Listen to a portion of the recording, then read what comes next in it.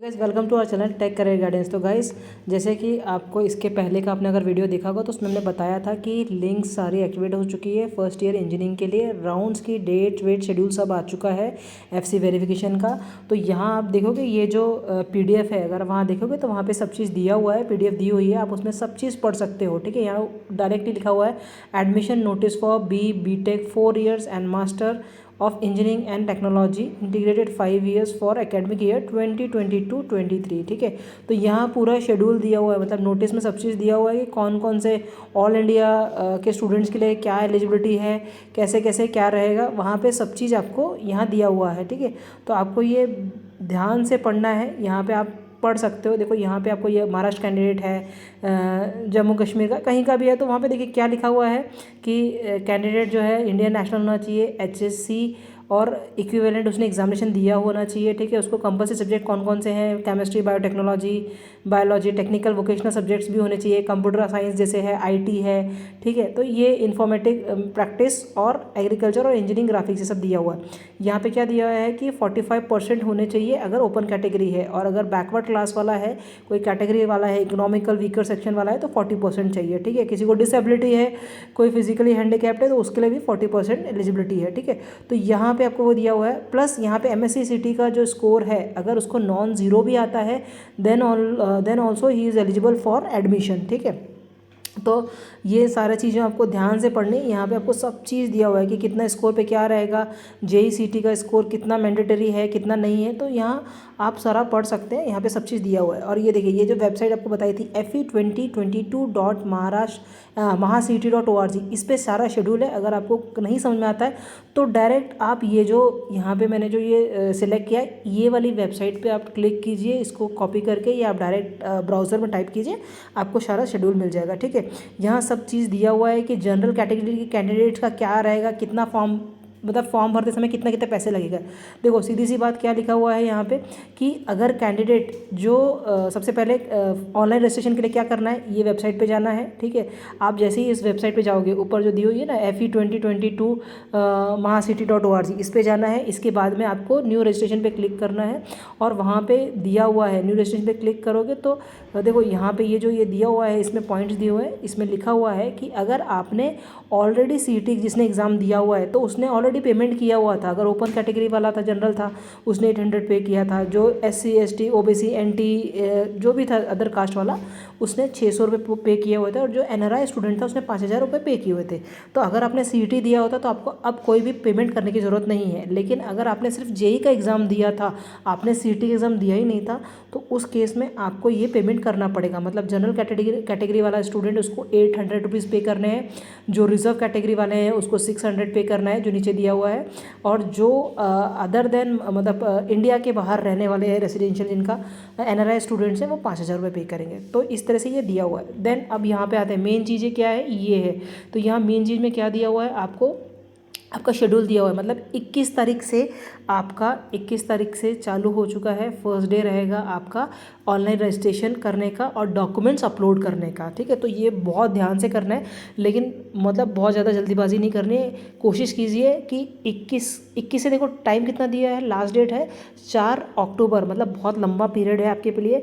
तो 1-2 दिन अगर नहीं भरेंगे तो ज़्यादा अच्छा है। मतलब एक 21, 22, 23, 24 तारीख छोड़ के आप 24-25 को भी भरोगे तो कोई दिक्कत नहीं है। क्या, क्योंकि कैसा है, अगर कुछ इशू आया, कुछ वेबसाइट में कुछ प्रॉब्लम आई, कई बार ऐसा होता है कि पहला वाला जो भरता है उसको कोई ना कोई इशू आ रहा होता है, तो अगर कोई इशू आता है तो तुरंत टेक्निकल हेल्प मिलेगी आपको। तो इसलिए शांति से भरना है, आराम से भरना है, और सारे डॉक्यूमेंट्स प्रॉपर स्कैन कर लो। जो आपके ओरिजिनल डॉक्यूमेंट है वो स्कैन करने, और वो पर्टिकुलरली वो डॉक्यूमेंट्स आपको प्रॉपर अपलोड करना है। ठीक है, तो यहाँ देखो, यहाँ क्लियरली लिखा है कि online registration of application and uploading of required documents bye candidate for admission on website.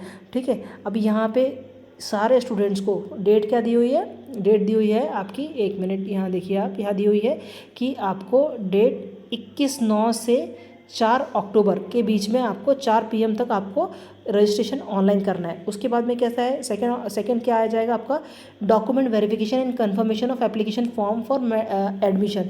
ठीक है, तो यहाँ पे क्या करना है आपको, 21/9 से 4/10 के बीच में ही आपको डॉक्यूमेंट वेरिफिकेशन भी कराना है। ठीक है, आप पहले क्या करोगे, डॉक्यूमेंट आप फॉर्म भरोगे, फॉर्म भर के आप उसमें डॉक्यूमेंट्स अपलोड करोगे। ठीक है, देन आपका डॉक्यूमेंट वेरिफिकेशन करने के लिए यहाँ देखो क्या लिखा है, by Maharashtra state all India candidates shall fill online application form and upload the required documents from any computer connected to internet or anywhere and visit nearest FC for document verification। मतलब इस साल जहाँ तक है ऑनलाइन डॉक्यूमेंट वेरिफिकेशन का process नहीं रहेगा। जो भी आपको डॉक्यूमेंट वेरिफिकेशन करना है वो आपको खुद नियरेस्ट जो भी FC सेंटर होगा, है ना, तो वहाँ फैसिलिटी सेंटर जो रहता है वहाँ जाके आपको FC सेंटर पे जाके अपने डॉक्यूमेंट वेरीफाई करने हैं। ठीक है, तो आप चेक कर सकते हो, आपको वो भी यहाँ वेबसाइट पे मिल जाएगा कि नियर बाय FC सेंटर कौन कौन से हैं। ठीक है, तो अगर आपको फिर भी हेल्प चाहिए तो आप मैसेज करके इसमें आप कमेंट बॉक्स में डाल देना आप कौन सी सिटी में और आपको उस सिटी के नियर बाय में कहाँ FC सेंटर चाहिए, तो वो भी आपको डिटेल्स मिल जाएगी। ठीक है, तो यहाँ पे कैसे दिया है कि आपको फॉर्म भरना है, रजिस्ट्रेशन करके डॉक्यूमेंट अपलोड करने हैं प्रॉपर, और फिर आपको नियरेस्ट FC सेंटर में विजिट करके डॉक्यूमेंट वेरिफिकेशन करना है। ठीक है, ये डेट क्या है, 21/9 से 4/10 तक, 6 बजे तक। मतलब सोचो यहाँ पे 6 बजे तक का टाइम दिया है, क्योंकि कई बच्चा अगर भूल गया तो उसको उतना टाइम दिया जाता है ना, कई बार सर्वर भी डाउन रहता है, तो इसलिए थोड़ा बहुत ऊपर नीचे टाइम दिया जाता है। ठीक है, फिर यहाँ सब चीज़ बाकी चीज़ें भी दी हुई हैं। और यहाँ देखो नोट क्या लिखा हुआ है, ये नोट पे ध्यान देना एक बार, है ना, those candidate who will not verify documents and FC their name will not be display in provisional merit final merit list. मतलब सपोज अगर आपने रजिस्ट्रेशन कर दिया, आपने डॉक्यूमेंट अपलोड कर दिया और आपको लग रहा है कि नहीं ऑनलाइन वेरिफिकेशन होने वाला है, तो वैसा कुछ नहीं है, आपको FC सेंटर पर विजिट करना है और डॉक्यूमेंट वेरीफाई करना है।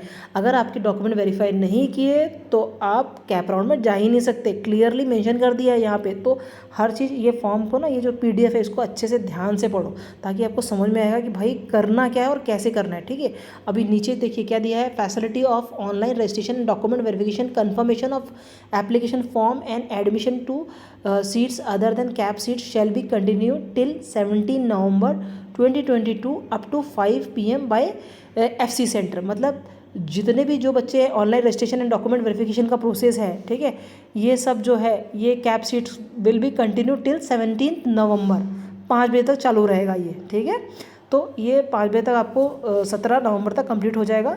Then application registered after 4 October shall be consider only for non CAP. मतलब देखो टाइम दिया हुआ है कि अगर आपका रजिस्ट्रेशन करना है तो 4 अक्टूबर लास्ट डेट है। अगर 4 अक्टूबर के बाद में आप लोग रजिस्ट्रेशन करते हैं तो आप नॉन कैप में हो जाओगे। नॉन कैप का मतलब ये है कि आप इंजीनियरिंग में एडमिशन तो ले सकते हो लेकिन मैनेजमेंट कोटा से, मतलब आपको कैटेगरी का कोई बेनिफिट नहीं मिलेगा, आप कैप राउंड में पार्टिसिपेट नहीं कर पाओगे। तो इसलिए ये चीज़ें बड़ी ध्यान से करनी है और टाइम पे करनी है। ठीक है, फिर दूसरा क्या है, और FC सेंटर में वेरिफिकेशन करना बहुत ज़रूरी है, ये चीज़ को हमेशा याद रखना। Near by FC centre search कर लेना, नहीं समझ में आएगा तो कमेंट बॉक्स में डाल देना। फिर थर्ड पॉइंट में क्या दिया हुआ है कि display of provisional merit list for Maharashtra state candidates all India candidates on website 7 अक्टूबर को डिस्प्ले होगा। मतलब जो प्रोविजनल मेरिट लिस्ट लगेगी कि भैया आप लोग अपना जो भरोगे कि आपका CT मार्क्स आपका सब डिटेल्स भरोगे, तो उससे आपकी एक प्रोविजनल मेरिट लिस्ट बनेगी।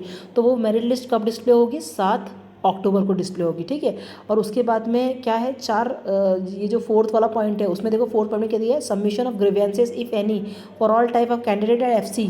उसकी डेट है 8 अक्टूबर से 10 अक्टूबर। मतलब अगर आपके डॉक्यूमेंट में जब वो प्रोविजनल लिस्ट डिस्प्ले होगी तो आप उसमें चेक कर लेना कि आपके नाम में कहीं गलती तो नहीं है, आपके परसेंटेज में आपका CT मार्क्स जो था क्या वो करेक्ट मार्क्स डिस्प्ले हो रहा है कि उसमें भी कुछ गलती है, वो चीज़ें आपको ध्यान रखनी है। अगर सही है तो बहुत बढ़िया है, आपको कुछ करने की ज़रूरत नहीं। अगर आपको लगता है गलत डिस्प्ले हो रहा है तो ग्रीवेंसेस तुरंत उसमें आप 8-10 से लेके 10 तक ये चीज़ें रेक्टिफाई कर सकते हो, क्लियर कर सकते हो। ठीक है, फिर 5th पॉइंट क्या है, display of final merit list of Maharashtra state all India candidates on website 12/10 को का। मतलब फाइनल जो मेरिट लिस्ट है ना वो कब निकलेगी, चाहे वो महाराष्ट्र का कैंडिडेट हो चाहे ऑल इंडिया कैंडिडेट हो, वेबसाइट पर डिस्प्ले होगा 12 अक्टूबर को। फिर 6 पॉइंट में दिया हुआ है display of provisional category wise seat matrix for cap round 1 कब दिखेगा, 12/10 को ही दिखने वाला है। डिस्प्ले हो फाइनल मेरिट लिस्ट भी 12/10 को दिखाई देगी, 12 अक्टूबर को, और आपको सीट मैट्रिक्स भी 12-10 को होगा। सीट मैट्रिक्स का मतलब आपको मैंने पहले भी बताया था, आप पहले की वीडियोस चेक करो मेरे, उसमें आपको दिख जाएगा कि सीट मैट्रिक्स का मतलब क्या होता है। सीट मैट्रिक्स का मतलब होता है कि कैटेगरी के वाइज हर कॉलेज में कितनी कितनी सीट अवेलेबल है, ठीक है। आप जैसे सपोज आप देखते हो COEP कॉलेज का मैट्रिक्स देखोगे तो आपको पता चल जाएगा कि CS ब्रांच में कितनी सीट अवेलेबल है, ओपन के लिए कितनी है, OBC के लिए कितनी है, SC के लिए कितनी है, ST के लिए कितनी है, ठीक है। फिर आपको देखना है कि PICT में कितनी सीटें हैं, तो आप वो भी चेक कर सकते हो। PICT में ओपन के लिए कितनी है, जनरल के लिए कितनी है, SC के लिए कितनी है, ST के लिए कितनी है, तो ये चीज़ें आपको सीट मैट्रिक्स में दिखाई देंगी, ठीक है। फिर कैप राउंड का 1 जो सबसे मतलब मेन चीज़ क्या है, कैप राउंड 1 कब चालू होने वाला है, 7वें पॉइंट में दिया हुआ है। 7th पॉइंट में क्लियरली दिया है, online submission and confirmation of option form of cap round through candidate login bye candidate 13 अक्टूबर से 15 अक्टूबर। मतलब पहले कैप राउंड के लिए आपको जो कॉलेज का फॉर्म फिलअप करना है कि मेरे को ये कॉलेज चाहिए, आपकी जो लिस्ट बनाई होगी वो लिस्ट आपको ऑनलाइन सबमिशन और कन्फर्मेशन कब करना है, 13 अक्टूबर से 15 अक्टूबर के बीच में। फिर इसका जो प्रोविजनल अलॉटमेंट होगा कैप राउंड 1 का वो कब होगा, 18-10 को होगा, 18 अक्टूबर को। और फिर जो 9th पॉइंट है उसमें लिखा हुआ है कि 19-10 से 21-10 तक, 21 अक्टूबर तक 3 बजे तक आपको एक्सेप्ट करना है ऑफर सीट। मतलब अगर कैप राउंड 1 में अगर आपको कोई कॉलेज अलॉट हो जाता है, सपोज आपने 1 नंबर पे COEP डाला और आपको कल अलॉट हो गया, या आपने 2nd नंबर पे डाला, 3rd नंबर पे डाला, जो नंबर पे डाला आपको वो कॉलेज अलॉट हो जाता है, आपको अच्छा लग रहा है कि हाँ मेरे को ये कॉलेज पसंद है, तो आपको तुरंत उसको फ्रीज करना है, सीट एक्सेप्ट करनी है। और आपको ये जो डेट दी है ना 19 अक्टूबर से लेके 21 अक्टूबर, ये डेट के बीच में आपको उस कॉलेज में जाके वहाँ पे एडमिशन का प्रोसेस करवाना है, ठीक है, यहाँ पे, ठीक है। तो अब नेक्स्ट फिर कैसा होगा, नेक्स्ट जैसे आपका ये हो जाएगा देन अगेन सेकेंड राउंड का मतलब सेकेंड राउंड का आ जाएगा कि भैया सेकेंड राउंड का डिस्प्ले कैसा होगा, ठीक है। देखो हाँ यहाँ पे क्या लिखा हुआ है 9th पॉइंट में कि आपको accepting to the offer seat, मतलब आपको जो सीट मिली है कॉलेज की वो कब आपको उसको कब आप उसको एक्सेप्ट कर सकते हो, मतलब कितना टाइम आपको एक्सेप्ट करने को मिलेगा, 19 अक्टूबर से 21 अक्टूबर के बीच में आप एक्सेप्ट कर सकते हो। देन आपको उस कॉलेज में रिपोर्टिंग कब करना है, ये 10th पॉइंट में दिया हुआ है कि आपको उस कॉलेज में रिपोर्ट कब करना है कैप राउंड के लिए। मतलब कैप राउंड 1 में अगर आपको कोई कॉलेज लगता है तो उस कॉलेज में आपको एडमिशन करने के लिए फ़ी पेमेंट करने के लिए 19 अक्टूबर से 21 अक्टूबर के बीच में ही जाना है, ठीक है। देन उसके बाद में आता है सेकेंड राउंड। फिर सेकेंड राउंड चालू होगा तो यहाँ पे देखो लिखा हुआ है 11th पॉइंट में दिया हुआ display of provisional vacant seat for cap round 2। मतलब जब फर्स्ट राउंड हो जाएगा, जो बच्चों ने ले लिए फर्स्ट राउंड में जहाँ एडमिशन चाहिए था वहाँ ले लिया, वहाँ मिल गया उनको जो चाहिए था, उसके बाद में जो सीटें बचेंगी वैकेंट सीट, उसका डिस्प्ले कब होगा, वो होगा 22-10 को, ठीक है, 22 अक्टूबर को। उसके बाद में जो सेकेंड राउंड है 12th पॉइंट में दिया हुआ है कि online submission and confirmation of second round कब होगा, कैंडिडेट लॉगिन से 23 अक्टूबर से 26 अक्टूबर को, और उसका डिस्प्ले कब होगा 28 अक्टूबर को, ठीक है। तो ये आगे का जो प्रोसेस है ना वो सेम चलेगा। और देखो इस बार क्या है, पहले अभी तक 2 राउंड हो रहे थे कोरोना के टाइम से, अब यहाँ पे 3rd राउंड भी है, मतलब आपके पास में अच्छी अपॉर्चुनिटी है। 3 राउंड है तो 3 राउंड बहुत सोच समझ के खेलना है। फर्स्ट और सेकेंड राउंड मेन रहेगा भी आपका, और 3rd राउंड भी दिया है आपको सपोर्ट के लिए, ताकि कोई बच्चा जो कैटेगरी वाला है या जिसको सीट नहीं मिली, चाहे ओपन वाला भी हो, तो उसको बेनिफिट्स मिलना चाहिए, है ना।